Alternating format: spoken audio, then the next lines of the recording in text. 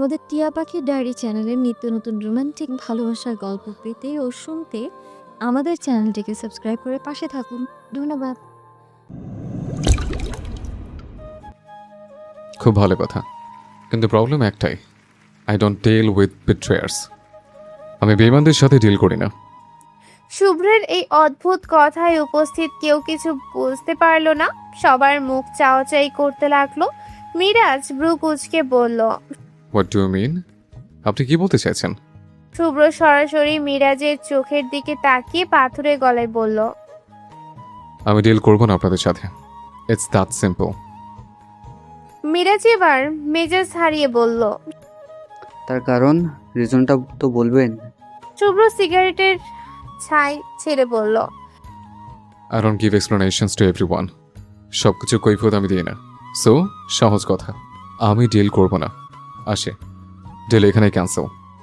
বলেই শুভ্র যখনই উঠে দাঁড়াতে নিল, ঠিক তখনই পুরো রিসোর্টের পরিবেশ বদলে গেল। চারিদিক থেকে ডজন খানেক গার্ড এসে শুভ্রের মাথার চারদিকে রিভলভার তাক করলো। শুভ্র একটুও না ঘাবড়ে আবার ধীরে সুস্থে চেয়ারে বসে পড়ল। মিরাজ এবার চেয়ার ছেড়ে উঠে দাঁড়ালো এবং শয়তানি হাসিতে ফেটে পড়ল। তার সাথে উপস্থিত অন্য ব্যবসায়ীরাও হো হো করে হাসতে লাগলো।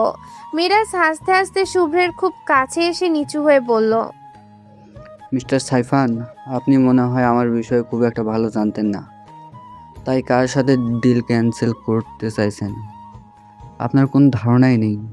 You are in my territory now. এই রিপোর্টে ঢোকা সহজ, কিন্তু বের হওয়া পুরোপুরি আমার মর্জির ওপর। শুভ্রের মুখের ভয়ের কোনো ছিটে ফোঁটাও দেখা গেল না। সে অত্যন্ত শান্ত ভঙ্গিতে হাতের সিগারেটটা অ্যাস্ট্রেতে পিষে নিভিয়ে দিল। তারপর মিরাজের চোখের দিকে তাকিয়ে নিরুত্তাপ গলায় বলল, আপনারা চাইছেন কে? মিরাজ দাঁত বের করে হাসলো। সে টেবিলের ওপর থেকে ডিলের সয়ের ফাইলটা টেনে এনে শুভ্রের সামনে সজোরে এগিয়ে দিল। তারপর আদেশের সুরে বলল, জাস্ট সাইন ইট, এখানে সই করেন। শুভ্র ফাইলটা একবার ছুঁয়েও দেখলো না। সে হালকা হেসে বলল, কিন্তু এই ফাইলে যে বেইমানের লেখা আছে, এটিকে আপনি খেয়াল করেছেন? মিরাজ এবার আরো জোরে শব্দ করে হাসলো। তার হাসিতে এক ধরনের নৃশংসতা মিশে আছে। সে বলল, সো হোয়াট, আমরা তো বেইমানি করেই খাই। আপনার সাথে দেখা করার কত স্বপ্ন ছিল আমার, আজ সেই স্বপ্ন পূরণ হলো। আমি সব ব্যবসায়ীর সাথে বেইমানি করি, আপনি কেন বাদ যাবেন? আপনাকে ডুবাতে পারলে আমার মার্কেট ভ্যালু আরও বেড়ে যাবে। শুভ্র শান্ত চোখে মিরাজের দিকে তাকিয়ে বলল। তার মানে আপনি আমাকে পেছন দিক থেকে ছুরি মারছেন? মিরাজ কুটিল হেসে উত্তর দিল, I love playing games from the back side. আমার পিছন দিক দিয়ে গেম খেলতে খুব পছন্দ। শুভ্র এবার আর নিজেকে সামলাতে পারল না। সে মাথা পেছনে হেলিয়ে দিয়ে অট্টহাসিতে ফেটে পড়ল। পুরো রিসোর্টে শুভ্রের সেই হাসির শব্দ প্রতিধ্বনিত হতে লাগলো। উপস্থিতি ব্যবসায়ীরা একে অপরের দিকে অবাক হয়ে তাকাতে লাগলো। এই লোকটা কি পাগল হয়ে গেল? মৃত্যুর মুখে দাঁড়িয়ে কেউ এভাবে হাসে? শুভ্র ধীরে সুস্থে চেয়ার ছেড়ে উঠে দাঁড়ালো। তারপর ধীর পায়ে মিরাজের একদম সামনে গিয়ে দাঁড়ালো। শুভ্রের লম্বা দেহের ছায়ায় মিরাজ যেন কিছুটা ছোট হয়ে গেল। শুভ্র বাঁকা হেসে বলল, আর আমিও না সামনের দিকে ছুরি মারতে খুব পছন্দ করি। দেখতে চাস? মিরাজ ব্রু কুঁচকে তাকালো। তার ভেতরে হঠাৎ এক অজানা আশঙ্কার সৃষ্টি হলো। শুভ্র এবার ধীর গলায় সংখ্যা গুনতে শুরু করলো। 1 2 3। 3 বলার সাথে সাথে যেন ম্যাজিক ঘটে গেল। যে গার্ডরা এতক্ষণ শুভ্রের মাথায় চারদিকে রিভলভার তাক করেছিল, তারা 1 সেকেন্ডের ব্যবধানে পজিশন বদলে ফেলল। সবার হাতের রিভলভার এখন সরাসরি মিরাজ আর বাকি ব্যবসায়ীদের মাথার খুলি বরাবর তাক করলো। মিরাজ পাগলের মতো তার গার্ডদের দিকে চিৎকার করে উঠল, এই, তোরা কি করছিস? তোদের এত বড় সাহস? তোরা তোদের নিজেদের বসের মাথায় বন্দুক তাক করিস? নামা বলছি, না হলে সব কটাকে জ্যান্ত কবর দেব। শুভ্র একগাল হেসে পকেট থেকে রুমাল বের করে হাত মুছতে মুছতে বলল, আহ, এত চিল্লাচিল্লি কেন করছিস? ওরা বাচ্চা মানুষ তো, তা হয়তো একটু ভুল বুঝে ফেলেছে। But I think they know who the real boss is.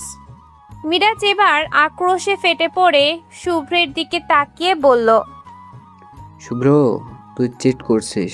তুই জানিস না তুই কার সাথে পাঙ্গা নিয়েছিস। আমার পাওয়ার সম্পর্কে তোর কোনো আইডিয়াই নেই। এর ফল কিন্তু ভালো হবে না। শুভ্রের ধৈর্য এবার শেষ পর্যায়ে পৌঁছে গেল। সে বিদ্যুতের গতিতে পাশের এক গার্ডের হাত থেকে রিভলভারটা ছিনিয়ে নিল।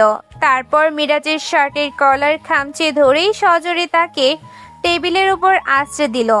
মিরাজ টেবিলের পিঠ ঠেকিয়ে কাতরাতেই শুভ্র তার বুকের উপর পা তুলে দিয়ে চেপে ধরল। মিরাজের মুখের ভেতরে রিভলভার নলটা ঢুকিয়ে দিয়ে শুভ্র রাগে হিসিয়ে হিংস্র গলায় বলল, তুই আমার বালছির উল্টে দিবি শালা। তোর কলিজা দেখে আমি আসলে অবাক। তুই আমার কোম্পানির দিকে চোখ দিস? আমার বাবার সারা জীবনে কষ্টের তিল তিল করে গড়ে ওঠা সাম্রাজ্য তুই ধ্বংস করতে চাস? তুই ভাবলি কি করে যে তোর এই সস্তা গেম আমি ধরতে পারবো না?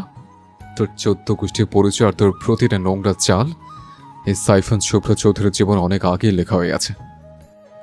মিরাজের চোখ দুটো ভয়ে কোটর থেকে বেরিয়ে আসার উপক্রম হলো। রিভলভার ঠান্ডার নলটা মুখের ভেতর অনুভব করে তার শরীর থরথর করে কাঁপতে লাগলো। সব ব্যবসায়ীদের অবস্থা তখন শোচনীয়। শুভ্র সেই রক্তচক্ষু আর হিংস্র রূপ দেখে তাদের শির দ্বারা দিয়ে হিম শীতল স্রোত বয়ে যাচ্ছে। একজন বয়স্ক ব্যবসায়ী হাত জোর করে কাঁপতে কাঁপতে বলল, আমাদের ছেড়ে দিন। আমরা কি করেছি? আমরা তো শুধু ওর কথাই এখানে এসেছি। শুভ্র এবার রিভলভার মিরাজের মুখ থেকে বের করে ধীরস্থিরভাবে সবার দিকে তাকালো। তার ঠোঁটের কোণে এক বিষাক্ত হাসি। সে শান্ত গলায় বলল, আরে এত তারে কিসের? সবই মিলে প্ল্যান করছিলেন শুভ্রকে মারবেন, তার সাম্রাজ্য দখল করবেন, এখন না মেরে চলে যাবেন? সবার মনে হলো তাদের আত্মা বুঝি খাঁচা ছাড়া হয়ে যাবে। শুভ্র যে এতটা ধুরন্ধর আর ভয়ঙ্কর হতে পারে সেটা কারোর কল্পনাতেও ছিল না। তারা জানতো শুভ্র গম্ভীর আর জেদি, কিন্তু এই খুনে মিজাজ তাদের ধারণার বাইরে। শুভ্র বা হাত দিয়ে পকেট থেকে ফোন বের করে কানে ধরে শুধু বলল, কাম ইন। কয়েক মিনিটের মধ্যে বাইকের তীব্র গর্জন শোনা গেল। ঈশান ঝড়ের বেগে রিসোর্টে ঢুকে সরাসরি টেবিলের সামনে এসে দাঁড়ালো। তার হাতে কিছু মোটা ফাইল। ঈশান ফাইলগুলো টেবিলের ওপর রেখে শুভ্রের উদ্দেশ্যে বলল, বস, এখানে সব আছে। এই লোকগুলো কাদের কাদের কাছ থেকে কত টাকা খেয়েছে আর কতগুলো কোম্পানি জবরদস্তি করে নামমাত্র দামে লিখে নিয়েছে তার সব প্রমাণ এখানে। শুভ্র ফাইলগুলো টেনে নিল। প্রতিটা পাতায় বড় বড় ব্যবসায়ীদের কুকীর্তি, কার কত পার্সেন্ট ব্ল্যাক মানি আছে, কার কার কার আর কার কার কোম্পানি তারা ধ্বংস করেছে, সব একদম নিখুঁতভাবে লেখা। শুভ্র একটা ফাইল খুলে মিরাজের থতমত খাওয়া মুখে সামনে ধরলো। তারপর রাজকীয় ভঙ্গিতে আবার সেই চেয়ারে বসে পা তুলে দিয়ে বলল, look Miraj, I have all your details. তুই আর তোর চেলা চামুন্ডার মিলে গত 5 বছরে যা যা পাপ করেছিস সব এখন আমার হাতে। সই করে এখানে। কলেজ শেষে শুভ্রাদের সাথে আড্ডা দিয়ে রিধি রাস্তার মোড়ে এলো একটা রিক্সার খোঁজে, কিন্তু আজ ভাগ্যটাই খারাপ, একটা রিক্সাও খালি নেই। বিরক্ত নিয়ে সে সামনের দিকে হাঁটতে শুরু করলো। কিছু দূর যাওয়ার পর রিধির মনে হলো ঠিক পিছু পিছু কেউ আসছে। এক ঝটকায় রিধি পেছনে ফিরল, কিন্তু কাউকেই দেখতে পেল না। ভাবলো মনের ভুল। আবার সামনে হাঁটা শুরু করতেই সে একই অনুভূতি, যেন কারো পায়ের শব্দ একদম ওর সাথে তাল মেলাচ্ছে। এবার রিধি একদম বাজ পাখির মতো ক্ষিপ্রতায় পেছনে ঘুরলো আর দেখে ফেললো 3-4টে ছেলে ওকে ফলো করছে। রিধিকে তাকাতে দেখে ছেলেগুলো যেন এমন ভাব করলো যেন তারা মহাকাশ গবেষণা নিয়ে ব্যস্ত। এদিক সেদিক তাকাতে লাগলো। রিধি এবার আর নিজেকে সামলাতে পারলো না। 2 হাত কোমরে দিয়ে গজ গজ করতে করতে এগিয়ে গিয়ে ছেলেগুলোর সামনে দাঁড়ালো। তারপর রাগী গলায় মুখ বাঁকিয়ে বলতে শুরু করলো। কিরে ভাই, লোকাল হিরোরা তোদের কি জিপিএস ট্র্যাকার খারাপ হয়ে গেছে যে আমার পিছু পিছু সিগন্যাল দিচ্ছিস? সেই থেকে দেখছি তোর আমার ছাড়া হওয়ার চেষ্টা করছিস। তা ছাড়া হতে হলে তো রোদে গিয়ে দাঁড়া। আমার পেছনে কি, তোদের কি বাড়িতে মা বোন নেই? আর তোরা জানিস না যে মানুষের পেছনে গোয়েন্দাগিরি করতে গেলে অন্তত জেমস বন্ডের মতো স্মার্ট হতে হয়? তোদের তো দেখে মনে হচ্ছে ডাস্টবিন থেকে শুদ্ধ রিজেক্ট হওয়া পচা আলু। রিদির কথা শুনে ছেলেগুলোর চোখ চড়ক গাছ। একটা ছেলের হাতে ফোন ছিল, সে তার বসের সাথে লাইভ কলে ছিল। রিদির পচা আলো গালি শুনে সে এতটাই টাস্কি খেয়েছে যে বসকে ওপাশ থেকে আপডেট দিতেই ভুলে গেছে। একটা ছেলে তেরামি করে গাল চুলকাতে চুলকাতে বলল, কি বললি আমরা পচা আলু? এই মেয়ে, তুই জানিস আমরা কারা? আমাদের পাওয়ার সম্পর্কে তোর কোনো আইডিয়া আছে? রিধি এবার তাচ্ছিলের হাসি হেসে বুকে 2 হাত ভাঁজ করে দাঁড়ালো। তারপর গলাটা একটু নামিয়ে দরদ মাখা সুরে বলল, ও মা, আমি তো জানতাম না আপনারা পাওয়ার স্টেশন থেকে এসেছেন। খালু, জানি না তো আপনারা কারা, তবে আপনাদের ভাবসাব দেখে এটুকুই বুঝতে পারছি যে আপনারা হলেন মাইয়া মানুষের পিছু নেওয়া পাড়ার এক সেই ভ্যারেন্ডা ভজা কুকুর, যাদের কাজ হলো খামোখা ঘিউ ঘিউ করা আর পাবলিকের জুতার বাড়ি খাওয়া। ছেলেটার ফোনের ওপাশ থেকে তখনও হ্যালো হ্যালো কি হচ্ছে ওখানে বলে একটা গম্ভীর কণ্ঠ ভেসে আসছে। রিদি খেয়াল করলো ছেলেটা বিস্ময়ে কথা বলতে পারছে না। রিদি এক ঝটকায় ছেলেটার হাত থেকে ফোনটা কেড়ে নিয়ে নিজের কানে ধরলো। তারপর ওপাশের মানুষকে উদ্দেশ্য করে বলতে শুরু করলো, হ্যাঁ, আসসালামু আলাইকুম খালু। জানি না আপনি কি, তবে আপনি এখন যার সাথে কথা বলছেন সে এখন কি করছে জানেন? সে আপনার হয়ে কাজ না করে রাস্তায় দাঁড়িয়ে আমার পিছু পিছু ঘুরে মুখে ডিজিটাল সিগন্যাল দিচ্ছে। আপনার এই পোষা বিড়ালগুলোকে কি ট্রেনিং দেননি যে মানুষের পিছু নিতে গেলে অন্তত বিড়ালের মতো নিঃশব্দে আসতে হয়? এরা তো দেখি ট্রাকের হর্নের মতো আওয়াজ করে পিছু নিচ্ছে আমার। ফোনের ওপাশ থেকে কোনো উত্তর আসলো না, তবে অদ্ভুত নিঃশ্বাস আসছে। রিধি আবার বলতে লাগলো, শুনুন খালু, আপনার এই চালাগুলোকে একটু চ্যবনপ্রাশ খাওয়াবেন, হ্যাঁ? এদের তো দেখলেই মনে হচ্ছে ঝিঝি পোকার কামড় খেয়ে প্যারালাইজড হয়ে গেছে।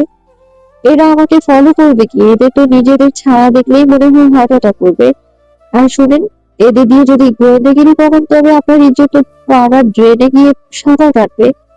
এদের জলদি বাসায় ডেকে নিয়ে হরলিক্স খেয়ে ঘুম পাড়িয়ে দিন, নাহলে আমি কিন্তু এদের চর মেরে গালের ম্যাপ চেঞ্জ করে দেবো।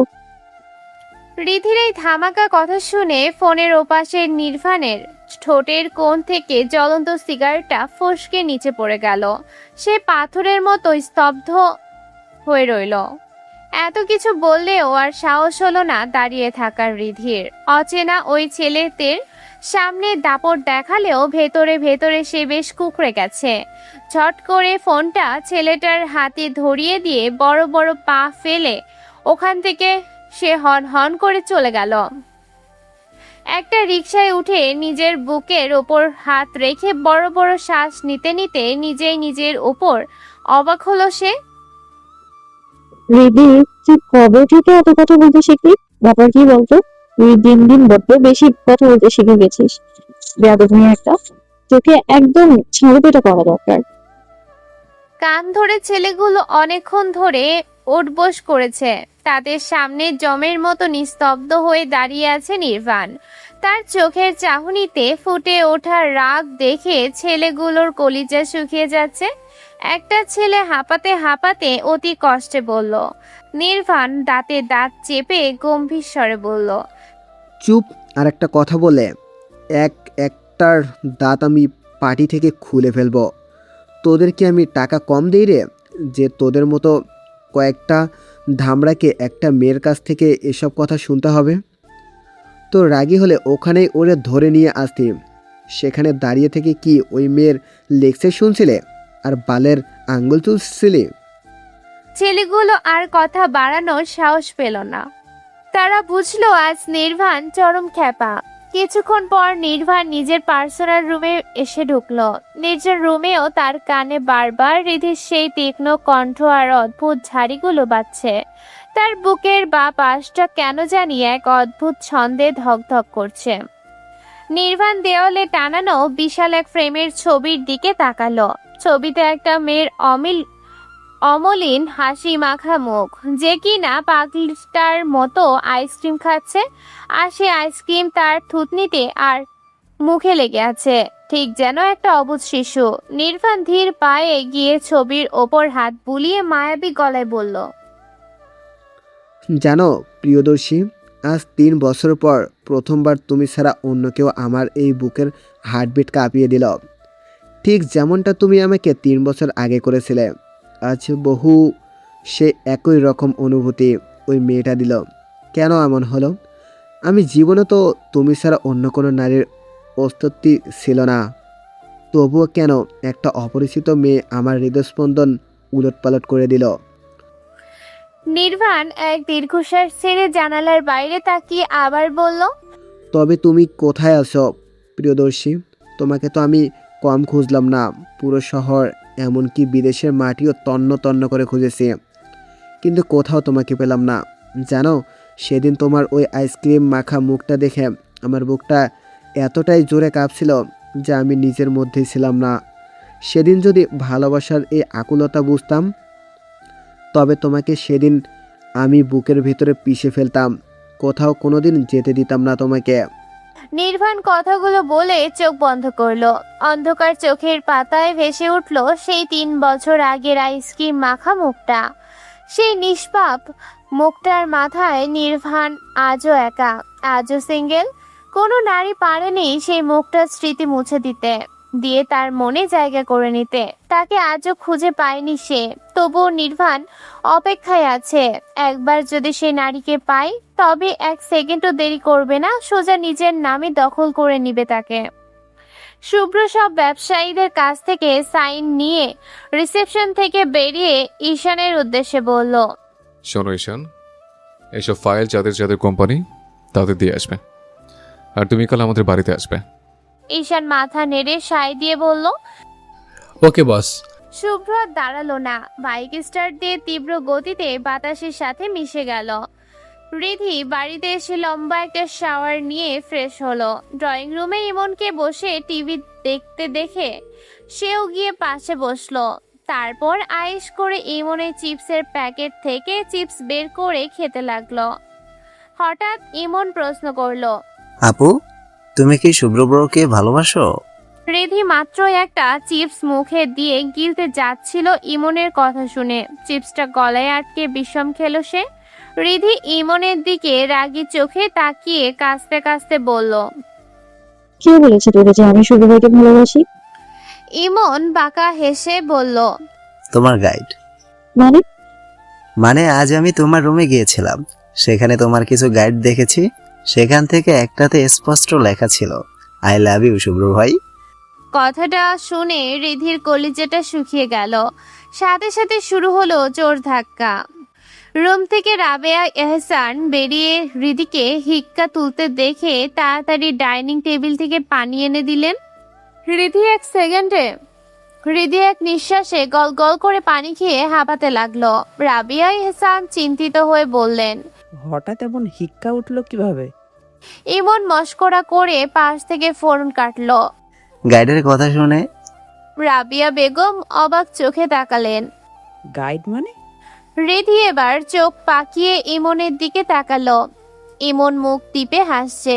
সে রাবিয়ার দিকে তাকিয়ে সত্যটা ফাঁস করতে যাবে, তার আগেই রিধি পরিস্থিতি সামলাতে চিৎকার করে বলল, আম্মু, আমাকে নুডলস খেতে ইচ্ছে করছে, প্লিজ প্লিজ একটু বানিয়ে দাও না। রাবিয়া এহসান আর কিছু জিজ্ঞেস না করে রান্নাঘরের দিকে চলে গেলেন। মা আড়ালে যেতেই ইমন রিধির কানের কাছে ফিসফিস করে বলল, আপু, গাইডটা কিন্তু এখন আমার কাছে। রিধি চোখ পাকিয়ে বাঘিনীর মতো গর্জে উঠে বলল, তোমার গাইড নিয়েছিস কোন সাহসে? এক্ষুনি দে বলছি। ইমন দমল না, বরং দাঁত বের করে হেসে বলল, হুম, অত সোজা নাকি? তোমার কাছে ওইগুলো গাইড মনে হতে পারে, কিন্তু আমার কাছে এই গাইডটার দাম এখন 1000 টাকা। রিধি ব্রু কুচকে বিস্ময় নিয়ে বলল, টাকা মানে কি বলতে চাইছিস তুই? ইমন এবার সোফায় হেলান দিয়ে আয়েশ করে বললেন, মানে সোজা কচকচে 1,000 টাকা না দিলে এই গাইড সোজা আব্বুর কাছে চলে যাবে। এবার বোঝো ঠেলা।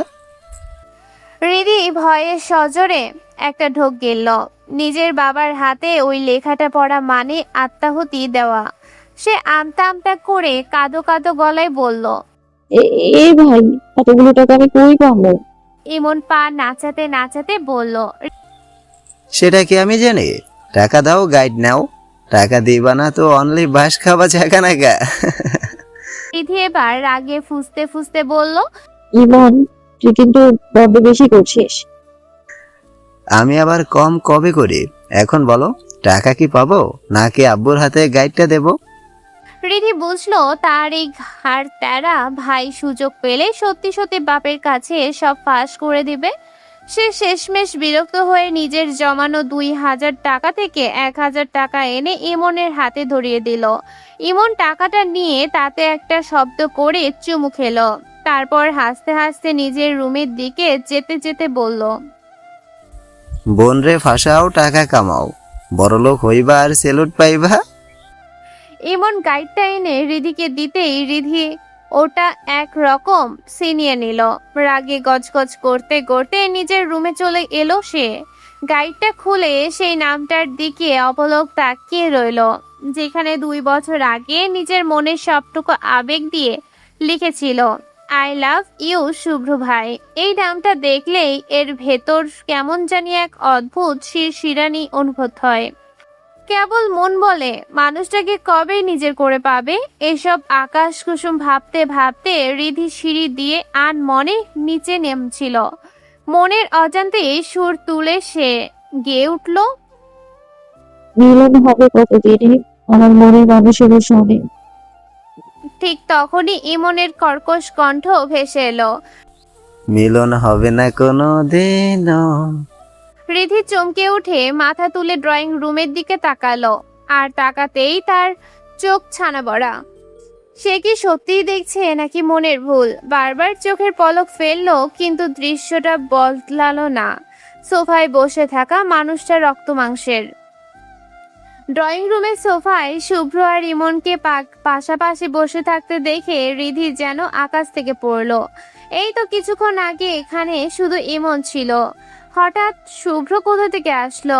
ঠিক তখনই রান্নাঘর থেকে রাবিয়া এহসানের কণ্ঠ ভেসে এলো। তিনি চেঁচিয়ে বললেন, রিদি, তোর অব্র ভাইকে একটু ওয়াশরুমে নিয়ে যা, ছেলেটা অনেক ক্লান্ত। আমি এখানে কিছু কাজ করছি। রিধি নিজের ভেতরের সবটুকু সাহস সঞ্চয় করে শুভ্রের সামনে এসে দাঁড়িয়ে আমতা আমতা করে বলল, না, মানে শুভ ভাই, আপনি? শুভ্র সোফায় আয়েশ করে হেলান দিয়ে বসে তার সেই চেনা গম্ভীর গলায় বলল, কেন? আমি গাছতে পারি না জোরানা সুন্দরীদের বাড়িতে? পাশ থেকে ইমন অবাক হয়ে বলল। জরিনা সুন্দরী মানে কি বলছো ব্রো? শুভ্র এবার বাঁকা হেসে বলল, চল এমন তোকে একটা গল্প শোনাই। একটা স্যার একটা মেয়েকে তার নাম জিজ্ঞেস করলো, আপনার নাম কি? মেয়েটা উত্তরে বলল, জি স্যার, আমার নাম জোরানা সুন্দরী। বাকিটুকু বলার আগে ইমন হাসতে হাসতে সোফায় গড়াগড়ি খেতে লাগলো। রিধি রাগে আর অপমানে কটমট করে শুভ্রের দিকে তাকালো। ইমন হাসতে হাসতে হাঁপিয়ে উঠে বলল, ব্রো, আজকাল নিজের নামও কেউ এমন করে বলতে পারে? আমার জানা ছিল না তো। শুভ্র এবার রিধির লাল হয়ে যাওয়া মুখের দিকে তাকিয়ে রহস্যময় সুরে বলল, জানতে চাইবে না মেয়েটাকে? ইমন কৌতূহল নিয়ে বলল, বলো, তার সাথে আমি একটু দেখা করব, মিস জরিনা সুন্দরী। শুভ্র তখন রিধির রাগী চোখের দিকে সরাসরি তাকিয়ে শান্ত গলায় বলল, এই যে সামনে দাঁড়িয়ে আছে তোর একমাত্র আদরের বোন মিস জোরানা সুন্দরী। ইমন চোখ কপালে তুলে চরম বিস্ময় নিয়ে বলল, তার মানে তুমি এতক্ষণ এই বাদর আপুর গল্পই করছিলে? শুভ্র ধীরস্থির ভাবে মাথা নাড়ল। ইমন এবার রিধির দিকে ফিরে একগাল হেসে পৈশাচিক আনন্দ নিয়ে বলল, বাহ বাহ, মিস জরিনা সুন্দরী আপি, কি চমৎকার নাম তো। জরিনা না দিয়ে যদি সুকিনা সুন্দরী বলতে তবে মনে হয় আরো বেশি মানাইতো, তাই না ব্রো? রিধি এবার ধৈর্যের বাঁধ হারিয়ে সোফার একটা কুশন টেনে নিয়ে ইমনের দিকে সজোরে ছুঁড়ে মারল। দাঁতে দাঁত চেপে চেঁচিয়ে বলল, বেয়াদব হয়ে গিয়েছিস, নিজের বড় বোনের সাথে ইয়ার্কি মারিস? শুভ্র এবার সোজা হয়ে বসলো। তার কণ্ঠস্বর মুহূর্তেই বরফের মতো শীতল আর গম্ভীর হয়ে গেল। সে রিধির চোখের দিকে তাকিয়ে তীক্ষ্ণ গলায় বলল, এমন যথেষ্ট ভদ্র আছে, অন্তত তোর মতো না যে ক্লাসের স্যারের সাথে এমন সস্তা মজা করিস।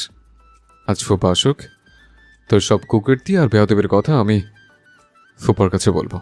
শুভ্রর কথা শুনে রিধির কলিজা যেন শুকিয়ে এক ফোঁটা হয়ে গেল। মুখটা মুহূর্তেই শ্রাবণের মেঘনা রাতের মতো অন্ধকার হয়ে এলো। শুভ্র যদি সত্যি আব্বুর কাছে সব বলে দেয় তবে তো আজ কপালে বড় দুঃখ আছে।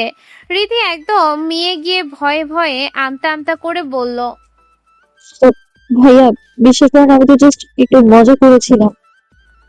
রিধির করুণ মুখটা দেখে শুভ্র মনে মনে বেশ মজা পেল, কিন্তু সে নিজের হাসি চেপে মুখটা আরো পাথরের মতো গম্ভীর করে বলল, মজা? সিরিয়াসলি? ক্লাসের স্যারের সাথে এমন মজা করিস? তোর এই বেয়াদবিটা ফুপাকে না বলে আমি শান্তি পাবো না। রিধি এবার ভয়ে কাঁপতে শুরু করলো। আব্বুর রাগের কথা মনে পড়তেই সে বুক ধুকপুকানি নিয়ে শুভ্রের দিকে তাকিয়ে মিনমিন করে বলল, প্লিজ ভাইয়া, আব্বুকে কিছু বলবেন না প্লিজ, বিশ্বাস করেন আমি আর কখনো এমন করবো না। শুভ্র এবার ঠোঁটের কোণে একটা রহস্যময় হাসি ফুটিয়ে তুলল। বাঁকা চোখে তাকিয়ে বলল, বলবো না? তাইতে আমার লাভ কি? শুনলাম এমন নাকি তোর কাছ থেকে 1000 টাকা খুশি আছে, তো আমি কি পাবো? রিধি চোখ কপালে তুলে অস্পষ্ট স্বরে বলল। কি, ইমন আপনাকে সব বলে দিয়েছে? শুভ্র আয়েশ করে বসে বলল, এখন বল আমি কি পাবো? রিধি এবার ইমনের দিকে রাগী চোখে তাকালো, মনে মনে যেন ওকে চিবিয়ে খাচ্ছে। ইমন দাঁত বের করে হেসে বলল, কি? আমার দিকে ওভাবে তাকাও কেন? কিছুই তো করতে পারবে না। তোমার 2টা গোপন সত্য আমি জেনে গেছি। এখন কার কথাটা ব্রো না বললেও আমি বলে দেব যে তুমি ক্লাসের স্যারের সাথে সস্তা মজা করো। রিধি বুঝলো আজ সে গর্তে পড়েছে তো পড়ছেই। আজ তো একটা কুমিরের মুখে পা দিয়ে ফেলেছে সে। কেন যে নাম দিয়ে মজাটা করতে গেল। রিধি এবার নিরুপায় হয়ে শুভ্রের দিকে তাকিয়ে বলল, আচ্ছা বলেন কি লাগবে আপনার? শুভ্র ইমনের দিকে তাকিয়ে মুচকি হেসে বলল, বলতে ইমন, ওর কাছ থেকে কি নেওয়া যায়? ইমন এবার শয়তানি হাসি হেসে মোক্ষম বুদ্ধিটা দিল। ব্রো, তুমি তো অনেক ক্লান্ত, নিশ্চয়ই শরীরটা ম্যাচ করছে। তো আপুকে দিয়ে পা টেপাও আর চুলটা নাও, দেখবে খুব আরাম পাবে। এর থেকে বড় শান্তি আর রিদি আপুর জন্য বড় অপমান আর কিছুই হয় না। রিধির চোখ কপালে উঠে গেল। ইমনের এমন বাঁকা বুদ্ধি আর শুভ্রের প্রশ্রয় দেখে সে যেন নিজের কানকেও বিশ্বাস করতে পারছে না। শুভ্র সোফায় আরো আয়েশ করে হেলান দিয়ে বসলো। তারপর ইমনের দিকে তাকিয়ে ধূর্ত হাসিতে বলল, তা খারাপ বলিস নাই তুই। যদিও করে বডি টাচ করা আমার একদম পছন্দ না, তবে তুই যেহেতু বলেছিস আরাম পাওয়া যায়, একবার ট্রাই করে দেখি কেমন লাগে। বলেই শুভ্র সামনের সেন্টার টেবিলের ওপর আয়েশ করে পা দুটো তুলে দিল। তারপর রিধির দিকে আর চোখে তাকিয়ে হুকুমের সুরে বলল, মিস জোরানি সুন্দরী, শুনলেন তো আপনার ভাই কি বলল? সো দেরি না করে তাড়াতাড়ি পা টিপতে শুরু করুন। রিধি বুঝলো এখন কথা বাড়িয়ে কোনো লাভ নেই। এই দুই ভাই মিলে আজ ওকে কোণঠাসা করে ফেলেছে। অভিমানে আর রাগে রিধির চোখ ফেটে জল আসতে চাইল, কিন্তু নিরুপায় হয়ে সে ফ্লোরে হাঁটু গেড়ে বসলো। কাপা কাপা হাতে শুভ্রের শক্ত পায়ের ওপর হাত রাখলো সে। অতি অনিচ্ছায় শুভ্রের পা টিপতে লাগলো রিধি। শুভ্র ধীরে ধীরে চোখ বন্ধ করে ফেলল, যেন রিধির হাতের স্পর্শে সত্যিই কোনো আরাম বা অন্য কোনো অনুভূতি খুঁজে পাওয়ার চেষ্টা করছে। ড্রয়িং রুমে এক অদ্ভুত নিস্তব্ধতা নেমে এলো। হঠাৎ করে শুভ্র যেন বাস্তবে ফিরে এলো। সে এক ঝটকায় পা সরিয়ে নিয়ে সোফা ছেড়ে শটান দাঁড়িয়ে পড়ল। রিধির দিকে অগ্নি দৃষ্টিতে তাকিয়ে রুক্ষ গলায় বলল, হয়েছে, আর পা টিপতে হবে না। তবে মনে রাখিস যদি এরপর যদি আর কখনো এমন বেয়াদবি করিস, তবে ফুব্বাকে বলতে হবে না, আমি নিজেই তোকে চড়িয়ে তোর সবকটা দাঁত ফেলে দেব। কথাটা বলেই শুভ্র আর এক মুহূর্ত দাঁড়ালো না, গট গট করে ড্রয়িং রুম পেরিয়ে নিজেই ওয়াশরুমে চলে গেল। রিদি ফ্লোরে বসে স্তম্ভিত হয়ে ওর যাওয়ার পথের দিকে তাকিয়ে রইল। বস, ভালো করে খবর নিয়েছি মেয়েটার। নির্বাণ হাতের ফোন টিপা থামিয়ে বরফ শীতল গলায় বলল। বল। গার্ড মাথা নিচু করে বলতে শুরু করলো। বস, মেয়েটার পুরো নাম তাসনিন রিদিকা, বাবা ইকবাল এহসান, মা রাবেয়া এহসান, ছোট ভাই ইমন। তাসনিন রিদিকা বর্তমানে ঢাকা রাউজুক উত্তরা মডেল কলেজে ইন্টার ফার্স্ট ইয়ারে পড়ছে। নির্বাণ শান্তভাবে শুনল, তার চোখে মুখে কোনো ভাবান্তর নেই। সে কেবল সংক্ষেপে বলল, ঠিক আছে, তুই এখন যা। গার্ড চলে যেতেই নির্বাণ সোফা থেকে উঠে ধীর পায়ে ব্যালকনিতে এলো। দূরে অন্ধকার আকাশের দিকে তাকিয়ে এক রহস্যময় হাসি ফুটলো তার ঠোঁটে। সে বিড়বিড় করে নিজেকেই বলল, তাসনিন, রিদিকা আপনাকে মারার আগে 2 চোখ ভরে একটু দেখার আকাশ সমান ইচ্ছে জেগেছে আমার। আপনি কোনো ক্ষেতের মূলা যে এই আহরাম খান নির্বাণের হার্টবিট কাঁপিয়ে দেন। কথাটা বলতেই নির্বাণের চোখ দুটো পাথরের মতো শক্ত হয়ে গেল। চুল শক্ত করে সে দ্রুত পায়ে বাইরে সুইমিং পুলের সামনে এসে দাঁড়ালো। সেখানে সারিবদ্ধভাবে দাঁড়িয়ে থাকা গার্ডদের সামনে জমের মতো দাঁড়িয়ে সে গর্জে উঠে বলল, 3 দিনের মধ্যে আমার ওই মেয়েটাকে চাই। কিভাবে আনবি, কোথা থেকে আনবি তা আমি জানি না, তবে যদি ওই মেয়েটা না আসে তবে তোদের লাশ যাবে কবরে, এটা মাথায় রাখিস। নির্বাণ একটু থেমে রক্তচক্ষু নিয়ে সবার দিকে তাকিয়ে চিৎকার করে বলল, I want her in 3 days, otherwise I will kill every one of you, do you understand? রাতের ডিনার সেরে শুভ্র বেশিক্ষণ থাকলো না। ইকবাল এহসান আর রাবিয়া এহসানের সাথে কিছুক্ষণ কথা বলে সে বিদায় নিল। ইকবাল এহসান তাকে থেকে যাওয়ার জন্য বেশ জোরাজুরি করছিলেন, কিন্তু শুভ্র আর সেই চিরচেনা গাম্ভীর্য নিয়ে জানালো তার জরুরি কাজ আছে। রিধি দূর থেকে দেখলো শুভ্র একেবারের জন্য তার দিকে ফিরে তাকালো না। মনটা এক নিমিষেই বিষণ্ণতায় ভরে গেল ওর। নিজের রুমে এসে আয়নার সামনে দাঁড়িয়ে একটা দীর্ঘশ্বাস ফেলল।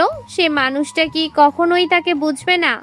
একরাশ হতাশা নিয়ে বিছানায় গা এলিয়ে দিতেই কখন যে ঘুমের রাজ্যে তলিয়ে গেল টেরও পেল না। পরদিন সকালে রিধির ঘুম ভাঙলো পাখির কিচিরমিচির আর জানালার ফাঁক দিয়ে আসা কড়া রোদে। চোখ কসলাতে কসলাতে আর মোড়া ভেঙে ফ্রেশ হয়ে নিল সে। মেজাজটা আজ বেশ ফুরফুরে। গুনগুন করে গান গাইতে গাইতে সিঁড়ি দিয়ে নিচে নামছিল রিধি, কিন্তু ড্রয়িং রুমে তাকাতেই তার পা দুটো যেন মেঝেতে গেঁথে গেল। সে দেখলো ড্রয়িং রুমে রীতিমতো মেলা বসেছে। তার বাবা মায়ের সাথে গম্ভীর মুখে বসে আছেন মামা সোহান চৌধুরী আর মামি সাহেরা চৌধুরী, আর তাদের পাশেই চঞ্চল ভঙ্গিতে বসে আছে শুভ্রা। শুভ্রা রিধিকে দেখা মাত্রই একগাল হেসে দৌড়ে এলো। কি রে মহারানী, তোর কি এখন ঘুম ভাঙলো? সূর্য তো মাথার উপর উঠে গেছে।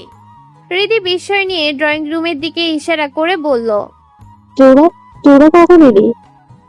সকাল সকালেই চলে এসেছি, অনেক বড় সারপ্রাইজ আছে তোর জন্য। ঠিক তখনই সোহান চৌধুরী বেশ ভারী কি গলায় রিধিকে ডাক দিলেন। রিদিমা, এদিকে আয় তো। রিধি একটু ঘাবড়ে গেল। সবার মুখ কেন জানি আজ অন্যরকম লাগছে। সে ধীর পায়ে এগিয়ে গিয়ে সোহান চৌধুরীর সামনে দাঁড়িয়ে মাথা নিচু করে বলল, আসসালামু আলাইকুম বাবা। সোহান চৌধুরী স্নেহের হাসিতে বললেন, ওয়ালাইকুম আসসালাম। আয় মা, আমার পাশে এসে বস। রিধি গুটি গুটি পায়ে গিয়ে সোহান চৌধুরীর পাশে সোফায় বসলো। সোহান চৌধুরী পরম মমতায় রিধির মাথায় হাত বুলিয়ে দিলেন। সারা ড্রয়িং রুমে তখন পিন পতন নীরবতা। সবার উৎসুক চোখের সামনে তিনি হঠাৎ রিধির চোখের দিকে তাকিয়ে নরম গলায় প্রশ্ন করলেন, আমার মেয়ে হবি? সোহান চৌধুরীর রহস্যময় কথার মাথা মুন্ডু কিছুই রিধি বুঝল না। সে ফ্যাল করে তাকিয়ে থেকে বলল, কি বলছো মামা? আমি তো তোমারই মেয়ে। ছোটবেলা থেকে তো তোমার মেয়ে হয়েই বড় হয়েছি। সোহান চৌধুরী মৃদু হাসলেন। সেই হাসিতে গম্ভীর কোনো সংকল্প লুকিয়েছিল। তিনি মাথা নেড়ে বললেন, না রে মা, আমি সেই মেয়ে হওয়ার কথা বলিনি। আমি তোকে একবারে পাকিভাবে আমাদের বাড়ির মেয়ে করে নিতে চাই। সোহান চৌধুরীর এই ঘোরালো কথা শুধু রিধি নয়, ওর বাবা ইকবাল এহসানও ঠিক ধরতে পারলেন না। তিনি ব্রু কুঁচকে অবাক হয়ে বললেন, ভাই সাহেব, আপনি কি বলতে চাইছেন? আমি ঠিক বুঝতে পারছি না, একটু পরিষ্কার করে বলবেন কি? সোহান চৌধুরী এবার রিধির মাথায় স্নেহের হাত রেখে সরাসরি ইকবাল এহসানের চোখের দিকে তাকিয়ে গম্ভীর গলায় বললেন, বলতে চাচ্ছিলাম, ইকবাল, তোমার যদি কোনো আপত্তি না থাকে তবে আমি আমার ছেলে শুভ্রর সাথে রিদিমার বিয়ে দিতে চাই। মুহূর্তের মধ্যেই পুরো ড্রয়িং রুমে যেন একটা বিদ্যুৎ খেলে গেল। রিধি অবাক হয়ে সোহান চৌধুরীর দিকে তাকালো। ঠিক একইভাবে পাথরের মতো জমে গেলেন ইকবাল এহসান। সোহান চৌধুরী আবারও পরিষ্কার গলায় ইকবাল এহসানের উদ্দেশ্যে বললেন, অনেক ভেবে দেখলাম ইকবাল, নিজেদের মধ্যে এমন গুণবতী আর আপন মেয়ে থাকতেই কেন বাইরে যাবেও। তাই তোমার বোন আর আমি ঠিক করেছি রিদির সাথেই শুভ্রর বিয়ে দেব। এতে কি তোমার কোনো আপত্তি আছে? ইকবাল এহসান যেন নিজের কানকে বিশ্বাস করতে পারছেন না। খুশিতে আর বিস্ময়ে তিনি কি বলবেন ভেবে পাচ্ছিলেন না। ঠিক তখনই মাঝখান থেকে এমন ফোড়ন কেটে বলে উঠল, রাজি হবে না মানে? 100% রাজি হবে। কারণ আমার আপুও তো শুভ্র ভাইকে সেই কবে থেকেই ভালোবাসে। যাকে ভালোবাসে তাকে পেতে আবার সমস্যা কি? মুহূর্তের মধ্যে ড্রয়িং রুমে সব কটা চোখ ইমনের ওপর গিয়ে স্থির হলো। রিধি লজ্জায় আর ভয়ে যেন মাটির সাথে মিশে যাচ্ছে। তার মনে হচ্ছে কেউ যেন ওর পায়ের তলা থেকে মাটি সরিয়ে নিয়েছে। ইকবাল এহসান ইমনের কথা শুনে থতমত খেয়ে বললেন, কি বলছিস এসব? আরে হ্যাঁ আব্বু, তোমার এই একমাত্র আদরের মেয়ে শুভ্র বড়কে আগে থেকেই ভালোবেসে এসেছে। বিশ্বাস না হলে আপুকেই জিজ্ঞেস করো। রিধি পাগলের মতো না সূচক মাথা নাড়তে যাবে তার আগেই ইকবাল এহসান গম্ভীর অথচ নরম গলায় রিধির দিকে তাকিয়ে বললেন, রিদি, আমি জানি তুই কখনো মিথ্যা বলিস না, এমনকি আমার কাছে কোনো কিছু কখনো বানিয়েও বলিস না। ইমন যা বলছে তা তো সত্যি যদি হয় তবে নির্দ্বিধায় বল মা, কোনো সমস্যা নেই। রিধি মাথা নিচু করে ফেলল। তার হাত দুটো থরথর করে কাঁপছে, বুকের ভেতরটা যেন ড্রাম পেটাচ্ছে। ঠিক এই চরম সংকটের মুহূর্তে শুভ্রা রিধির একদম গা ঘেঁষে কানে কানে ফিসফিস করে বলল, কিরে, সাহস করে বলেই দে, ভালোবাসার মানুষটাকে এভাবে হাতের নাগালে পেতে চাচ্ছিস। এই সুযোগে হাতছাড়া করিস না। এরকম সুযোগ জীবনে বারবার আসে না রে। শুভ্রার কথাগুলো রিধির কানে যেন মন্ত্রের মতো কাজ করলো। তার ভেতর হঠাৎ এক অদ্ভুত জেদ আর সাহস চেপে বসলো। যে মানুষটার জন্য সে বছরের পর বছর মনে মনে কেঁদেছে, আজ তাকে পাওয়ার রাস্তা এতটা পরিষ্কার। রিধি এক মুহূর্ত আর দ্বিধা করলো না। বুক ভরে শ্বাস নিয়ে মাথা তুলে সরাসরি ইকবাল এহসানের দিকে তাকিয়ে স্পষ্ট গলায় বলল, জি আব্বু, আমি আমি ভালোবাসি শুভ্র ভাইকে। কথাটা বলেই রিধি লজ্জায় আর এক মুহূর্ত সেখানে থাকতে পারল না। এক দৌড়ে নিজের রুমে চলে গেল। ড্রয়িং রুমে তখন হাসি রোল পড়ল। ইকবাল এহসান হাসতে হাসতে সোহান চৌধুরীর দিকে তাকিয়ে বললেন, ভাই সাহেব, যেখানে আমার মেয়েই আগে থেকে আপনার বাড়িতে বউ হওয়ার স্বপ্ন দেখছে, সেখানে আমি কিভাবে না বলি? তাছাড়া শুভ্রের মতো এমন হীরা জহরত ছেলে জামাই হিসেবে পেতে ভাগ্য লাগে। আমি এই প্রস্তাবে ভীষণ খুশি। দেখতে দেখতে শুভ্র আর রিধির বিয়ে হয়ে গেল। রাত এখন গভীর। রিধি লাল টকটকে বেনারসি শাড়ি পরে ফুলসজ্জার খাটে জড়সড় হয়ে বসে আছে। এটা শুভ্রের রুম। চারদিকে রজনীগন্ধার তীব্র ঘ্রাণ, কিন্তু রিধির সারা শরীর থরথর করে কাঁপছে। শুভ্র তাকে পছন্দ করে না, এটা জেনেও সে জেদ করে বিয়েটা করলো। শুভ্র কি তাকে আদৌ মেনে নিবে? ভাবতে রিধির কলিজা শুকিয়ে কাঠ হয়ে যাচ্ছে। হঠাৎ দরজা খোলার শব্দ হলো। রিধি ভয়ে চোখ তুলে তাকিয়ে দেখলো শুভ্র ভেতরে ঢুকছে। পরনে বিয়ের জমকালো শেরওয়ানি, চুলগুলো কিছুটা আলো শুভ্রকে দেখে রিধি দ্রুত চোখ নামিয়ে নিল। সে ভাবলো এই বুঝি শুভ্র তেড়ে এসে ওর গালে ঠাস ঠাস করে কয়েকটা থাপ্পড় বসিয়ে বলবে তোর সাহস কি করে হয় আমাকে বিয়ে করার। কিন্তু রিধিকে ভুল প্রমাণ করে দিয়ে শুভ্র একদম শান্ত ভঙ্গিতে রিধির পাশে খাটে বসলো। তারপর খুব ধীরে গলায় বলল, ভয় পাচ্ছিস আমাকে? শুভ্রের এমন কোমল কণ্ঠ শুনে রিধির কলিজা ছ্যাদ করে উঠল। সে একটু সরে গিয়ে কাঁপা কাঁপা গলায় বলল, কেন ভয় পাবো কেন? আপনি কি ভূত নাকি যে ভয় পাবো? শুভ্র এবার রিধির চোখের দিকে তাকিয়ে এক বিচিত্র হাসি হাসলো। তারপর নিচু স্বরে বলল, ও, ভয় না পেলে তো আরো ভালো। তাহলে আমি আরো খুশি মনে বাসর করতে পারবো। শুভ্রের মুখে এমন কথা শুনে রিধি যেন আকাশ থেকে পড়ল। সে তোতলামি করে বলল, মানে কি বলছেন আপনি? বাসর করবেন মানে? শুভ্র এবার রিধির একদম গা ঘেঁষে বসলো। ওর শরীরে তপ্ত নিঃশ্বাস রিধির ঘাড়ে লাগছে। শুভ্র রিধির কানের কাছে ফিসফিস করে বলল, বাসর মানে বুঝিস না? ওই যে আমার রুমে লাল শাড়ি পরে বসে আছিস, এই রাতটাই তো বাসর রাত। আজ তোকে অনেক আদর দেব, অনেক সোহাগ দেব। রিধি এবার ভয়ে খাট থেকে পেছাতে পেছাতে একেবারে কোনায় চলে গেল। দেয়ালের সাথে পিঠ ঠেকিয়ে দিয়ে সে কাপা গলায় বলল, শুভ ভাই, এসব না করলে কি হয় না? শুভ্র এবার রিধির দিকে আরো এগোতে এগোতে বলল, তা কিভাবে হয় জান? এই রাতটা নিয়ে তো আমার কত স্বপ্ন। বউকে আদরে আদরে ভরিয়ে দেব।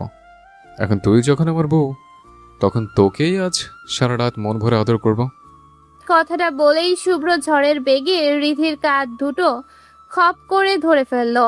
রিধি এবার প্রায় কেঁদেই দিল। শুভ ভাই, প্লিজ ছেড়ে দিন না, আমার খুব ভয় করছে। কিন্তু শুভ্র আজ যেন কোনো কথাই শুনবে না। সে রিধির কথাকে পাত্তা না দিয়ে এক ঝটকায় ওকে কাঁধ ধরে শুয়ে দিয়ে ঝাঁপিয়ে পড়ল রিধির ওপর। রিধি আতঙ্কে আর ভয়ে গগন বিদারী এক চিৎকার দিল। আব্বা, এক ঝটকায় ধরফড়িয়ে উঠে বসলো রিধি। বুকটা কামারশালের হাঁপড়ের মতো ওঠানামা করছে। কপাল বেয়ে ঘাম ঝরছে দরদর করে। সে বড় বড় শ্বাস নিতে নিতে চারিদিকে তাকালো। জানালার পর্দা চিরে সকালের এক চিলতে রোদ এসে পড়েছে ওর বিছানায়। বাইরে পাখির কিচিরমিচির শোনা যাচ্ছে। রিধি হতভম্ব হয়ে কয়েক সেকেন্ড স্তব্ধ হয়ে বসে রইল। চারপাশটা ভালো করে পর্যবেক্ষণ করে দেখলো সে তার নিজের রুমেই আছে। অর্থাৎ এতক্ষণ যা হলো সেই বিয়ে, সেই ভয়ঙ্কর বাসর রাত সবই ছিল একটা দুঃস্বপ্ন। কোনো বাস্তব ভিত্তি নেই এর। ভাবতেই রিধি একটা দীর্ঘশ্বাস ফেলল। হাত দিয়ে কপালের ঘাম মুছতে মুছতে নিজের মনে বিড়বিড় করে বলল, কি ভয়ঙ্কর স্বপ্ন! এই শুভ ভাই তো স্বপ্নেও আমায় শান্তিতে থাকতে দিবে না। ঠিক তখনই রিধির ফোনটা কর্কশ শব্দে বেজে উঠল। রিধি ধরফর করে ফোনটা হাতে নিয়ে দেখলো শুভ্রা কল দিয়েছে। কলটা রিসিভ করতেই ওপাশ থেকে শুভ্রার ঝাঁঝালো গলা ভেসে এলো। কি রে, এখন আসিস না কেন? কলেজে কি আজ আসবে না? শুভ্রার কথা শুনে রিধি ফোনের স্ক্রিনে সময়ের দিকে তাকালো। 9:48 বেজে গেছে। রিধির চোখ তো চড়ক গাছ। কখন যে বেলা এত গড়িয়ে গেল সে টেরই পায়নি। কাল রাতেই ওই বিটকেলে স্বপ্নের চক্করে পড়ে সব ওলটপালট হয়ে গেছে। সে তাড়াহুড়ো করে শুভ্রাকে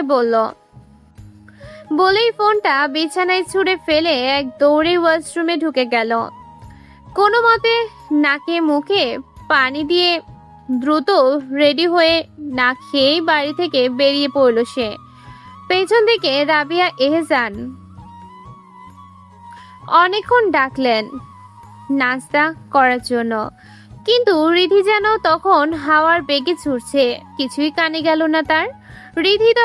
রিধি যখন হন্তদন্ত হয়ে কলেজে পৌঁছালো তখন সে পুরো ঘেমে নিয়ে একাকার। সোজা নিজের ক্লাসের দরজার সামনে এসে সে পাথরের মতো থমকে গেল। ক্লাসের ভেতরে শুভ্র সামনের দিকে তাকিয়ে অত্যন্ত গম্ভীর মুখে লেকচার দিচ্ছে। শুভ্রকে সামনাসামনি দেখা মাত্রই রিধির সেই রাতের স্বপ্নের কথা হুবহু মনে পড়ে গেল। সেই লাল শাড়ি, শুভ্র সেই বাসর রাতের কথা, আর সেই ঝাঁপিয়ে পড়া। রিধি নিজের কপালে নিজেই একটা থাপ্পড় মারল। এই শুভ্র বাইরে শুভ্র ভাইরে সে স্বপ্নে কি না কি বানিয়ে ফেলেছিল।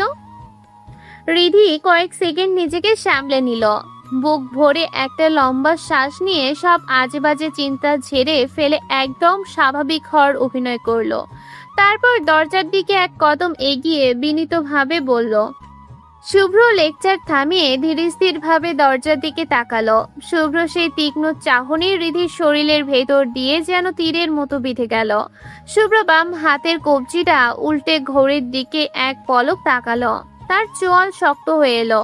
ক্লাসের পিন পতন নীরবতার মাঝে তার গম্ভীর কণ্ঠস্বর প্রতিধ্বনিত হলো। কয়টা বাজে? রিধি কোনো উত্তর দিতে পারল না, স্রেফ মাথা নিচু করে দাঁড়িয়ে রইল। সে জানে সে দেরি করে এসেছে। শুভ্র রিধির নীরবতা দেখে এবার আরো কঠোর গলায় ধমক দিয়ে বলল। মিস তাসনিন হৃদিকা, আমি কি আপনাকে কোনো প্রশ্ন করেছি? কারে যায়নি আপনার? রিধি এবার মিনমিন করে অপরাধের মতো বলল। সরি স্যার, আজ একটু দেরি হয়ে গেছে। শুভ্র হাতের মার্কারটা ডেস্কে সজোরে রেখে সোজা হয়ে দাঁড়ালো। একজন প্রফেশনাল লেকচারের মতো তীক্ষ্ণ আর কর্তৃত্বপূর্ণ গলায় বলল। লেকচার শুরু হওয়ার 20 মিনিট পর ক্লাসে আসাটা আপনার কাছে স্রেফ একটু দেরি? ডিসিপ্লিন সম্পর্কে আপনার ধারণা কি এতটাই নড়বড়ে? দরজার ওখানে কান ধরে দাঁড়িয়ে থাকুন। রিধি অপমানে আর বিস্ময়ে হাঁ হয়ে গেল। ক্লাসের সবার সামনে আবার এমন এমন শাস্তি। সে আমতামটা করে প্রতিবাদ জানাতে চাইল। সব বললাম তো দেরি হয়ে গেছে, মানে পরিস্থিতিটা। শুভ্র হাত তুলে তাকে থামিয়ে দিল। তার চোখে মুখে কোনো দয়া বা প্রশ্রয় নেই। অত্যন্ত রুক্ষ স্বরে সে আদেশ দিল। I am not interested in your childish excuses. আপনার ব্যক্তিগত গাফিলতি আমার ক্লাসে চলবে না। This is a reputed model college, not a kindergarten. I said, hold your ears and stand there right now. Riddhi বুঝলো আজ শুভ্র কোনো ছাড় দিবে না। স্বপ্নে সে রোমান্টিক মানুষটা আর বাস্তবে এই জল্লাদ টিচারের মধ্যে আসমান জমিন তফাৎ। রিধি আর কথা না বাড়িয়ে সবার সামনে মাথা নিচু করে কান ধরল। লজ্জায় আর রাগে তার গাল দুটো লাল হয়ে উঠল। ক্লাস শেষ হওয়ার সাথে সাথেই শুভ্র ডায়েরিটা বগলে চেপে গট গট করে বেরিয়ে গেল। একবারও পেছনের দিকে ফিরে তাকালো না। রিধি যেন খাঁচা থেকে ছাড়া পাওয়া পাখির মতো ধপ করে শুভ্রার পাশে গিয়ে বসে পড়ল। তার মুখটা রাগে লাল হয়ে আছে। ফিস ফিস করে সে শুভ্রকে যাচ্ছে তাই গালি দিতে শুরু করলো। অমানুষ একটা, কি ভেবেছে ও নিজেকে? সামান্য 5-10 মিনিটের জন্য ক্লাসের সামনে সবার আগে কান ধরিয়ে রাখলো আমায়। খবিশ কোথাকার। ভালোবাসি বলে যা ইচ্ছে তাই শাস্তি দেবে। দেখিস তুই, আমিও একদিন শাস্তি দিব তোরে, সেদিন কাঁদবি শালা আমার জন্য।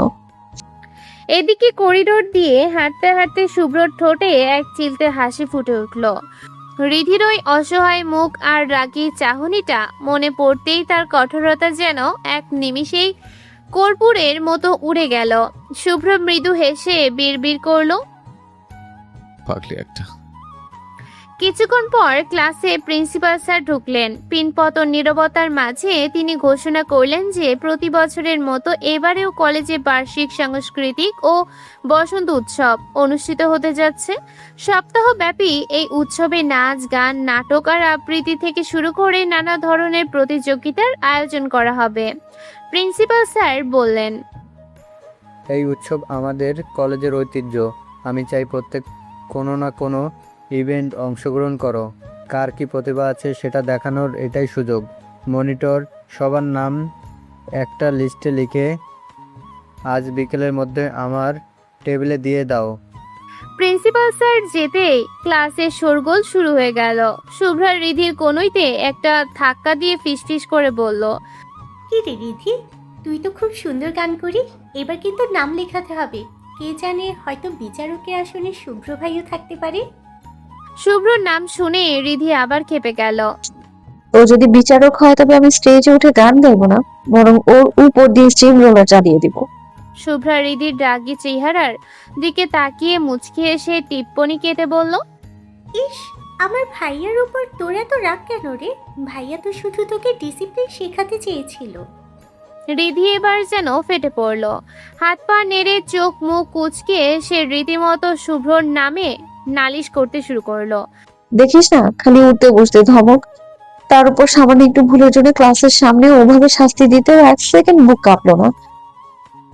আরে বাবা, ওকে ভুল করে টিচার না বানিয়ে যদি আদালতের জজ বানানো হতো তবে তো রক্ষে ছিল না। অপরাধীরা আর জন্মে মনে হয় এই পৃথিবীর চাক্ষুষ হতে পারতো না। জেলের ঘানি টানতে টানতে হাড় গোড় সব পকেট হয়ে যেত। আর ওর সামনে কেউ যদি ভুলেও টু শব্দ করতো তবে তো নির্ঘাত ফাঁসির আগে 4 বার কান ধরিয়ে উঠবোস করতো। রিধির এই কথা বলার স্টাইল দেখে শুভ্রা হেসেই অস্থির। রিধি তখনও থামছে না, গড়গড় করতে করতে বলল, তোর ভাই তো মানুষ না, ও হলো জ্যান্ত একখানা ডিসিপ্লিন মেশিন। চার্জ ফুরিয়ে গেলে মনে হয় ধমক দিয়ে চার্জ বাড়িয়ে নেয়। জাস্ট ভাব, জজ সাহেবের চেয়ারে বসেও গম্ভীর মুখে বলছে অর্ডার অর্ডার। আসামি কেন 10 মিনিট দেরিতে কাঠগড়ায় দাঁড়িয়েছে? কাঠগড়াতেই ওকে কান ধরিয়ে দাঁড় করিয়ে রাখো। উফ, কি জঘন্য চিন্তা ভাবনা। কেটে গেল কিছুদিন। এই কয়দিনে যেন রিধির জীবনের সবচেয়ে কষ্টের সময় ছিল। শুভ্র এক মুহূর্তের জন্য রিধিকে ছাড় দেয়নি। রিধি সামান্য একটু কলম ফেললে বা খাতার পাতা উল্টাতে দেরি করলে শুভ্র যেন ওত পেতে থাকতো ওকে শাস্তি দেওয়ার জন্য। শুভ্রে তো এটা নেশা হয়ে দাঁড়িয়েছে। রিধিকে রাগালে ওর চোখে সে আগুনের ফুলকি দেখতে ওর দারুণ লাগে। ওদিকে রশিও মনে মনে শুভ্রর 14 গোষ্ঠী উদ্ধার করে ফেলে গালি দিতে দিতে। রাগ এতই চরমে উঠে যে রিধি ভুলেই যায় সে নিজেও কোনো না কোনো ভাবে শুভ্রর ওই একই গোষ্ঠীর অংশ। আজ কলেজে সেই বহুল প্রতীক্ষিত বসন্ত উৎসব। রিধিদের বাড়িতে সকাল থেকেই সাজ সাজ রব। শুভ্রা, রিয়া, ভাবনা আর মিথি সবাই হাজির। সবার পরনে বাসন্তী আর যার যার পছন্দের রঙের শাড়ি। ওরা সবাই মিলে রিধিকে চেপে ধরেছে শাড়ি ধরার জন্য। কিন্তু রিধি অনড়। ওর শাড়ির কথা মনে হলেই শুভ্র সেই কাক জেব্রার অপমানের কথা মনে পড়ে যায় আর গা রেডি করে ওঠে। কিন্তু রিয়ারাও দমবার পাত্র নয়। রিয়া মুখটা বাংলা পাঁচের মতো করে ইমোশনাল ব্ল্যাকমেল শুরু করলো। দেখ রিদি, তুই যদি আগে শাড়ি না পরিস তবে আমরাও এখনই সব খুলে ফেলবো। আমার কত শখ করে এই সাজটা দিয়েছি, তোর জন্য যদি আমাদের সব মাটি হয় তবে আমরা খুব কষ্ট পাবো রে। ভাবনা পাশ থেকে ফোরন কাটলো। এত সব ইমোশনাল ড্রামার সামনে রিধি আর টিকতে পারলো না।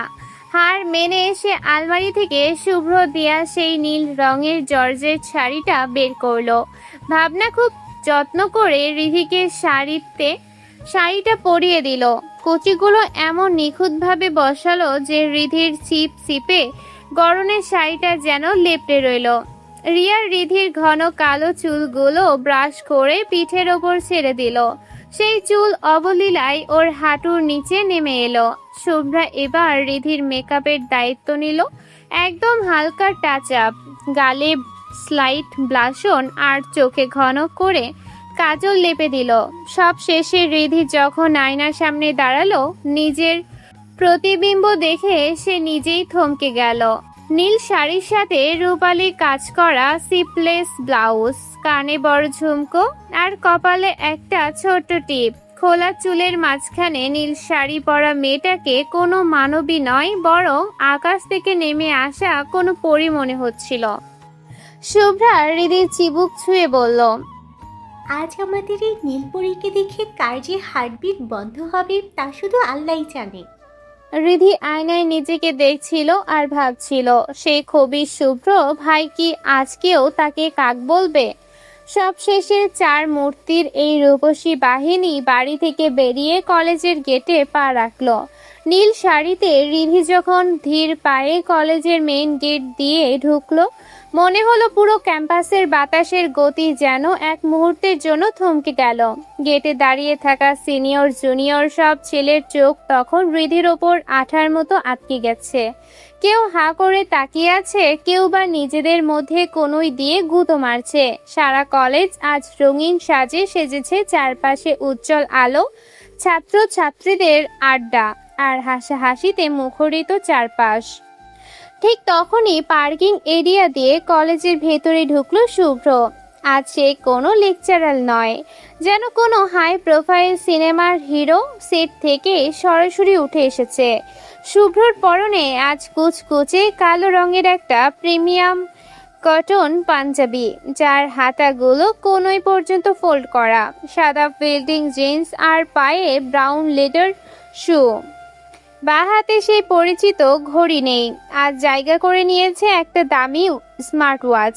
চুলগুলো জেল দিয়ে নিপুণভাবে স্পাইক করে সেট করা, আর চোখে দামি ব্ল্যাক সানগ্লাস। শুভ্র যখন সানগ্লাসটা খুলে পকেটে রাখলো, তখন ওর ধারালো চাহনি আর সুঠাম দেহের বলিষ্ঠতা দেখে অনেক মেয়ের হার্টবিট যেন মিস হয়ে গেল। কলেজের অর্ধেকের বেশি মেয়ে তো অনেক আগে থেকে ওর উপর ক্রাশ খেয়ে বসে আছে, আর আজ এই সাজ দেখে মনে হচ্ছে তারা নতুন করে প্রেমে পড়ার সিরিয়াল নিচ্ছে। কিন্তু শুভ্রর সেই বিধ্বংসী রাগ আর গম্ভীর ব্যক্তিত্বের কথা ভেবে কেউ টু শব্দ করার সাহস পাচ্ছে না। ও যেন এক মূর্তমান রহস্য, যার অভিজাত্যে সবাই মুগ্ধ, কিন্তু ব্যক্তিত্বে সবাই তটস্থ। শুভ্র পকেট থেকে ফোনটা বের করে ঈশানকে কল করলো। ফোনটা কানে চেপে গম্ভীর মুখে কথা বলতে বলতে সে টিচারদের জন্য নির্ধারিত ভিআইপি গ্যান্ডেলের দিকে এগিয়ে যেতে লাগলো। শুভ্র যখন লম্বা কদমে হেঁটে যাচ্ছিল, অনেক মেয়েই তখন হাঁ করে ওর দিকে তাকিয়েছিল। কেউ হয়তো ফিসফিস করে বলছিল, ওফ শুভ্র স্যার আজকে ড্যাশিং লাগছে। আবার কেউ স্রেফের ওর ব্যক্তিত্বে মোহিত হয়ে পলকহীন তাকিয়ে রইল। কিন্তু শুভ্র সেদিকে কোনো ভ্রুক্ষেপ নেই। সে ঈশানকে দ্রুত কলেজে চলে আসতে বলে ফোনটা পকেটে ঢুকিয়ে সোজা নিজের আসনে গিয়ে বসে রইল। এদিকে রিধিরা বসার স্টেশনে পৌঁছে গেছে। চার বান্ধবী মিলে আড্ডায় মশগুল হলেও রিধির মনটা কেমন জানি কুকাইছে। অনুষ্ঠান শুরু হতে আর মাত্র কয়েক মিনিট বাকি। এর মধ্যে ঈশান কলেজে এসে পৌঁছালো। ঈশানও আজ কালো পাঞ্জাবিতে বেশ জমকালো সাজে এসেছে। ওকে আজকের অনুষ্ঠানের বিশেষ অতিথি হিসেবে আমন্ত্রণ জানানো হয়েছে। ঈশান এসে সরাসরি শুভ্রর পাশের চেয়ারে বসলো। দুই বন্ধুর আভিজাত যেন পুরো স্টেজ কাঁপিয়ে দিচ্ছে। ধীরে ধীরে অনুষ্ঠানের পর্দা উঠল। নাচ, আবৃত্তি আর ছোট্ট নাটকের পর্বগুলো একে একে শেষ হলো। দর্শকরা করতালিতে মেতে আছে। যখন গানের পর্ব শুরু হলো, তখন হঠাৎ মাইকে স্পষ্ট স্বরে ঘোষণা করা হলো, এবারে আমাদের মঞ্চ মাতাতে আসছে তাসনিন হৃদিকা। নামটা শুনে রিধির বুকটা ধক করে উঠল। হাত পা যেন বরফের মতো ঠান্ডা হয়ে যাচ্ছে। সেই দিনই শুভ্রা আর রিয়া জোর করে ওর নামটা দিয়েছিল ঠিকই, কিন্তু এখন এই হাজারো মানুষের সামনে স্টেজে উঠতে গিয়ে ওর কলিজা শুকিয়ে যাচ্ছে। ও গান শিখেছে ঠিকই, ওর গলাও চমৎকার, কিন্তু এই মুহূর্তে ওর মনে হচ্ছে ও এক লাইনও গাইতে পারবে না। রিধি একদম আড়ষ্ট হয়ে বসে আছে দেখে শুভ্রা আবার তাগাদা দিয়ে বলল। রিধি আমতা আমতা করে কাপা গলায় বলল, আমার খুব ভয় করছে, এত মানুষের সামনে যদি ভুল করে ফেলি। রিয়া ওর হাতটা শক্ত করে চেপে ধরে সাহস জুগিয়ে বলল, আরে কিছুই হবে না, তুই জাস্ট স্টেজে গিয়ে মাইক্রোফোনটা হাতে নিবি আর সব ভুলে চোখ বন্ধ করে গেয়ে উঠবি, তুই পারবি, যা। বন্ধুদের ঠেলায় আর ইমোশনাল সাপোর্টে রিধি কোনো মতে নিজেকে সামলে নিয়ে ধীর পায়ে মঞ্চে উঠে এলো। তখন শুভ্র ধ্যান ফোন স্ক্রিনে। সে নিচু হয়ে এক মনে ফোন টিপছিল। রিধি কাঁপতে কাঁপতে ড্যান্ট থেকে মাইক্রোফোনটা হাতে নিল। কয়েক সেকেন্ড গভীর শ্বাস নিয়ে নিজেকে শান্ত করার চেষ্টা করল সে। তারপর চারপাশে সব কোলাহল ছাপিয়ে চোখ দুটো শক্ত করে বন্ধ করে সুরের মূর্ছনায় গিয়ে উঠল, তুমি আমার এমনই একজন, যারা একজন আমি ভালোবেসে ভোগে নাই। এত মধুর আর মায়াবী চিকন কণ্ঠটা কানে যেতেই শুভ্র ঝড়ের গতিতে মঞ্চের দিকে তাকালো। আর তাকাতেই তার পৃথিবীটা যেন ওই এক মুহূর্তে স্থির হয়ে গেল। স্টেজে দাঁড়িয়ে নীল শাড়ি পরা এক অপরূপা বালিকা, যার চোখ দুটো বন্ধ। বাতাসে অবাধ্য চুলগুলো অবলীলায় উঠছে, আর ঠোঁট দুটো গানের ছন্দে কাঁদছে। শুভ্রের বুকের ভেতরটা যেন ওলট পালট হয়ে গেল। এই কি সেই চঞ্চল রিধি, যাকে সে উঠতে বসতে ধমক দেয়? নীল শাড়িতে ওকে আজ বাস্তবের কোনো পরি ছাড়া আর কিছুই মনে হচ্ছে না। শুভ্রের হৃদয় স্পন্দন হু হু করে বেড়ে গেল। সে পৃথিবীর সবকিছু ভুলে গিয়ে অপলক দৃষ্টিতে রিধির দিকে তাকিয়ে রইল। এদিকে রিধি নিজের গানের জগতে ডুবে গিয়ে গেয়ে চলল। তুমি আমার এমনই একজন, যারে একজন আমি ভালোবেসে ভরবে না ইমন। গানের শেষ শেষটুকু বাতাসে মিলিয়ে যেতেই পুরো অডিটোরিয়াম করতালিতে ফেটে পড়ল। রিধি আর এক মুহূর্ত সেখানে দাঁড়িয়ে থাকার সাহস পেল না। দ্রুত মাইক্রোফোনটা স্ট্যান্ডে রেখে প্রায় দৌড়ে স্টেজ থেকে নেমে এলো। বুকের ভেতরটা যেন আস্ত একটা ড্রাম সেট হয়ে বাজছে। সে ভিড় এগিয়ে সোজা কলেজের করিডোর দিয়ে ওয়াশরুমের দিকে পা বাড়ালো। আয়নার সামনে দাঁড়িয়ে রিধি হাঁপাচ্ছিল। নিজের এলোমেলো হয়ে যাওয়া চুলগুলো আর নীল শাড়ির কুচিগুলো ঠিকঠাক করে নিল। নিজেকে সামলে নিয়ে রিধি যেই না বের হতে যাবে অমনি ঘটল সেই অঘটন। হঠাৎ করে ওর বা হাতে কেউ একজন লোহার মতো শক্ত কবজিতে টান দিল। রিধি কিছু বুঝে ওঠার আগে একজোড়া শক্তিশালী হাত ওকে সজোরে দেয়ালের সাথে চেপে ধরলো। আতঙ্কে আর বিস্ময়ে রিধি চোখ দুটো শক্ত করে বন্ধ করে ফেলল। কয়েক সেকেন্ড কাটলো পিন পতন নিস্তব্ধ হয়ে। রিধি অনুভব করল ওর মুখের খুব কাছে কারো তপ্ত নিঃশ্বাস পড়ছে। গায়ের সেই পরিচিত পারফিউমের ঘ্রাণটা নাকে আসতেই রিধি ধীরে ধীরে চোখ মেলল। সামনে দাঁড়িয়ে থাকা মানুষটার কেউ নয়, স্বয়ং শুভ্র। শুভ্রর চোখে আজ সেই কড়া লেকচারের শাসন নেই, বরং সেখানে এক অদ্ভুত ঘোর লাগা নেশাতুর দৃষ্টি। সে অপলক চেয়ে আছে রিধির দিকে। রিধির মনে হলো শুভ্রর ওই চোখের মণিতে সে যে ডুবে যাচ্ছে। শুভ্রর এক হাত রিধির ঠিক পাশের দেয়ালে শক্ত করে চেপে ধরা, আর অন্য হাত দিয়ে সে রিধির কবজিটা মুঠোর ভেতর বন্দি করে রেখেছে। দুজনের নিঃশ্বাস একে অপরের ওপর আছড়ে পড়ছে। শুভ্র দীর্ঘশ্বাসের উত্তাপ রিধির কপালে আর চিবুকে কাঁপন ধরিয়ে দিচ্ছে। শুভ্র রিধির চোখের গভীরে এমনভাবে তাকিয়ে আছে যেন সে রিধির হৃদস্পন্দনের প্রতিটি শব্দ শুনতে পাচ্ছে। রিধি এই ঘোর লাগা দৃষ্টির সামনে অসহায় হয়ে কাঁপতে লাগলো। শুভ্র আরো একটু ঝুঁকে এলো। ওর ঠোঁট আর রিধির কপালে দূরত্ব মাত্র কয়েক ইঞ্চির। শুভ্র একদম নিচু খসখসে গলায় প্রশ্ন করলো, শাড়ি পরেছিস কেন?